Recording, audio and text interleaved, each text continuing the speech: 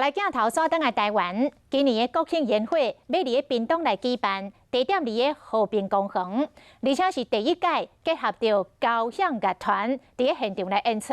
这个放烟火时间有42分钟久，创下着国庆烟火放上久的纪录。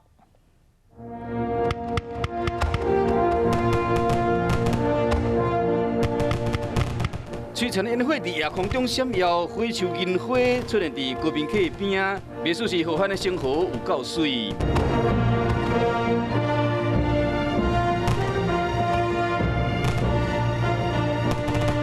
拍什么拍超过16000发的烟火，上界悬会使到200公尺，跨400公尺，关键烟火配合产生zan触感，表现上界理想的震撼时光。